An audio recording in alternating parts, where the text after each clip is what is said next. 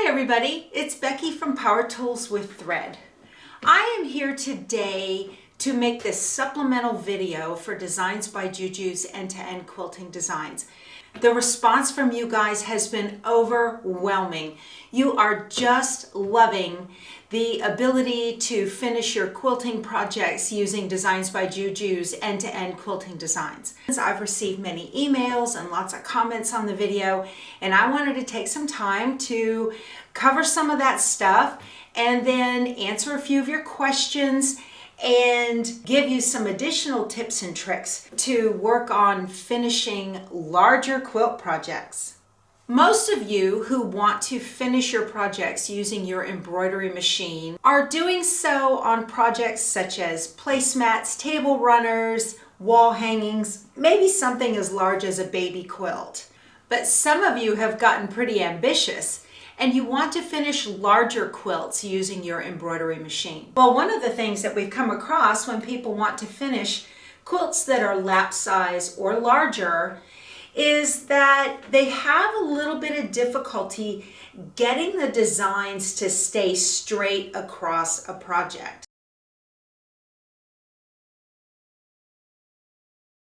So one remedy that you can do for that I have found very, very helpful is to create yourself some registration lines in order to keep your designs straight. What I have here in front of me, we're going to pretend, is a very large quilt. This is a queen size. It's actually just 2 pieces of fabric. It's about 2 yards. So I have a queen size quilt and I've got it in 2 separate colors so that one side is the right side of the quilt and one side is the left side of the quilt. So if you have yourself a very large quilt and you say, well, now I'm going to finish this in my embroidery machine, there's a couple of things you need to take into consideration. So on my very large quilt right here, I have ironed creases in the quilt, and the creases will pretend are going to be seam lines for rows of quilt blocks. One of the easiest ways to line up your designs is to place them so that the bottom of the design is on a seam line for a row of quilt blocks. That's very easy. That way you know this one goes right here. It ends on this seam line, and we'll say this is the top. And then we know the top of the design is going to come right up to the seam line as well. So having a seam line as a way to align your blocks is very helpful. But what happens when you have a situation like this and the seam line is down here? So I'm going to move up just a little bit. You have a row of embroidery that has finished, but the bottom of it, there's no seam line to match it up to. So the easiest way to do this is to take a ruler and you want to measure down from the top of the design to the bottom. And for instance, this one measures out at 7.5. So I'm going to make a tick mark at 7.5.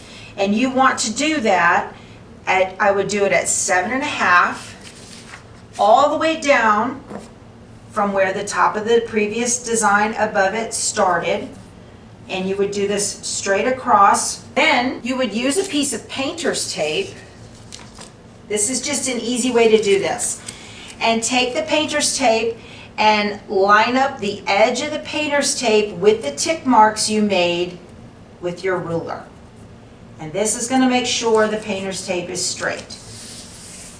Once that's done, you can take some bright embroidery floss. Now you want to use embroidery floss because the painter's tape will not stay on the project. It won't take the manhandling of getting the fabric in and out of the hoop.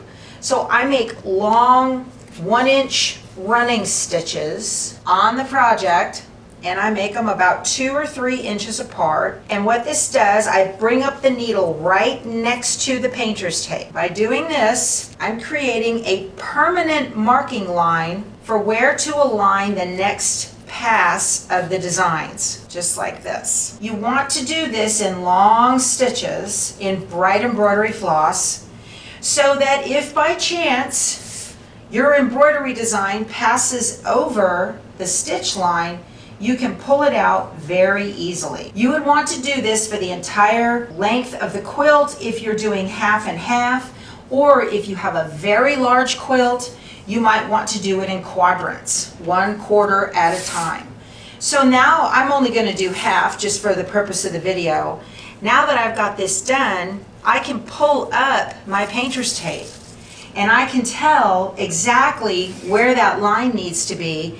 And now I can use the print and stick target paper that I used before and perfectly align the design.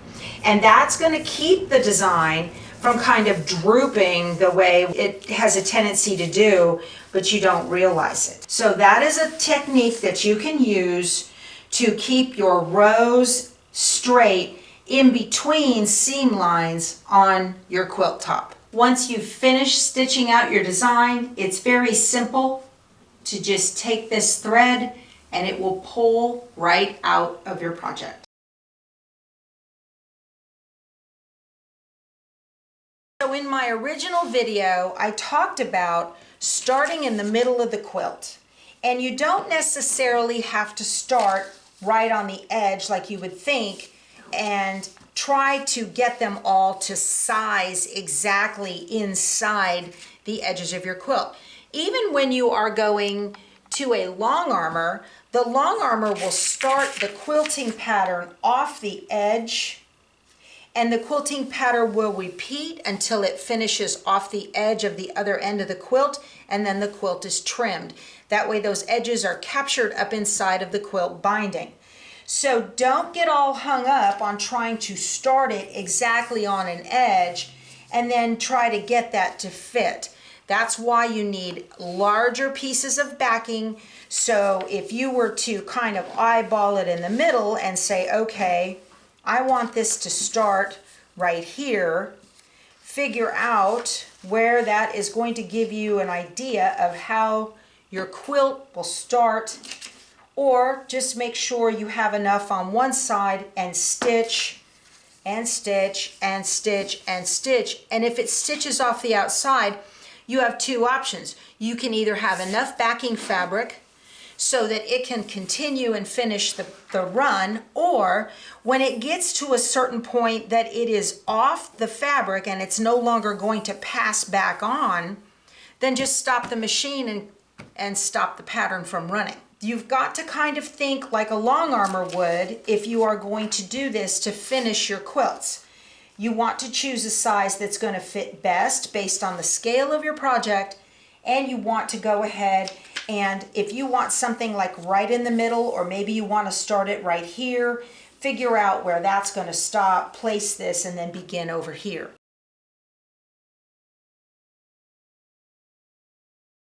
I'm going to scooch down a little bit here so you guys can see the table and see me at the same time.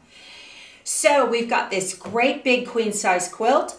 We have stitched across 1/2 of it, and every time we make a pass, we are rolling up the quilt as we go.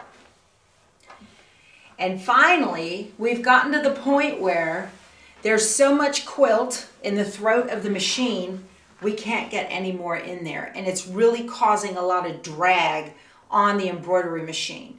So the time has come to switch the quilt around 180 degrees. When you stitch out the quilt design and it is face up to you, and you have to turn the quilt around, now you have to figure out how to get the design to stitch out so it is in the proper orientation to the design on the other side of the quilt.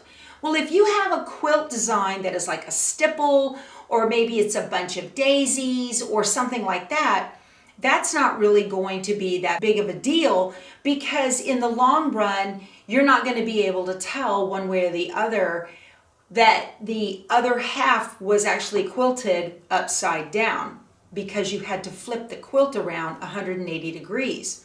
However, if you have a quilt design like this, let's look at these little dinosaurs. These dinosaurs, the head is up here, the feet are down here, and it is directional in every way possible. This is a 7x7 design. These designs are digitized to stitch from left to right. I've got green and red dots marking the direction that the dinosaurs are going to stitch. You want this design to stitch left to right and make sure that it is upright to you. And so we decided we were going to stitch this half of the quilt, and this dinosaur is face up to me. So you want to pay attention to this dinosaur's head right here. I've kind of put a little orange square around his head. So if I simply flip the design horizontal in a software like Embrilliance Essentials, now I can stitch it upside down on the other half of this quilt. That's going to be okay. It's going to stitch from left to right, which is what I need for it to do. But the problem is that the head is opposite from where it needs to be. Now, if you have a very busy fabric or very busy pattern, it may not be noticeable. That's going to be completely up to you if you want to do that. But if you want to get it so that it looks right on the other half of your quilt, you can also do something in Stitch Artist, which is another module of Embrilliance. In Embrilliance Stitch Artist, it does what is called a reverse point order. And the reverse point order will allow you to flip the design so that the head starts in the same corner as the other half did, but now it stitches from left to right instead of right to left. So this is what's called a reverse point order. Instead of stitching like this, with the heads together, now it is stitching with the heads in the same corner of the design, and you can stitch it from left to right on this half of the quilt. If you have a great big quilt and you've decided to finish it in your embroidery machine, the easiest way to handle this is to contact Designs by Juju's customer service,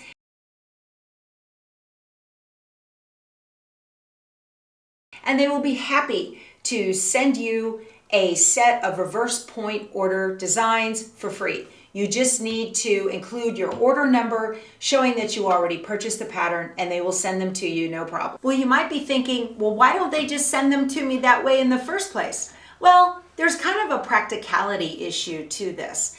There are hundreds of end-to-end quilting designs in the Designs by Juju library. Every one of those quilting designs has a file in it for every single home embroidery machine type.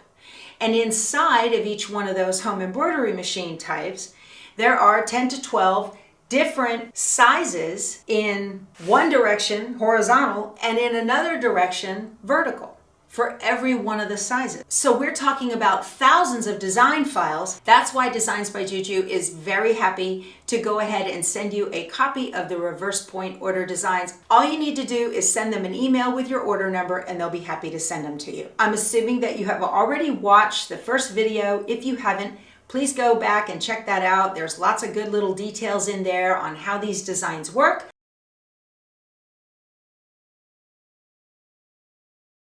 Now the rest of this video is going to be showing you how to do a reverse point order stitch of your very own using Embrilliance Stitch Artist 1. In Embrilliance Stitch Artist, you are given some additional buttons across the top menu. And this one right here next to the preferences is called Stitch Edit Mode. We're going to be using this tool to edit the design to create a reverse point order. I'm going to open up my dinosaurs by clicking my yellow folder at the bottom, and here they are, and bring them over. Just for a point of reference, I'm going to run the stitch simulator so that you can see it starts here and ends over here. So the stitch simulator is up here at the top. I'm going to click that button, and I'm going to make it just a little bit faster so we're not here all day, and I'm going to click play. And you can see it starts on the left and it finishes over on the right. So now I want to edit this so that it will stitch out upside down and still stitch from left to right. I'm going to get out of the stitch simulator mode. This is important because we need the horizontal flipping buttons, and you don't see them when the stitch simulator is on. I'm going to highlight the dinosaurs in the objects panel so that everything is selected. I'm going to go into stitch edit mode, and you can see that it has kind of turned into little individual stitches now. I'm going to make sure that it is selected again. I'm going to select all. You see the individual stitches. I'm going to hover over the stitches anywhere on the design, right click, and choose reverse. Now let's run the stitch simulator again, and you will see now it's running from right to left, and that's what we want. We're going to highlight it in the objects panel one more time, get out of stitch simulator. We're going to flip vertical. Now it's upside down, and we're going to flip horizontal. Now, when we run the stitch simulator again, it's running from left to right, just like we need. You would say File, Save Stitch File As, and put it into your machine's home embroidery file format and take it over to your machine. So I hope this video was helpful. I hope it answered a lot of your questions about how to do alignment on larger quilts and how you can create your own reverse point order stitches if you are so inclined to do that. We'll talk to you soon. Go sew something. Bye.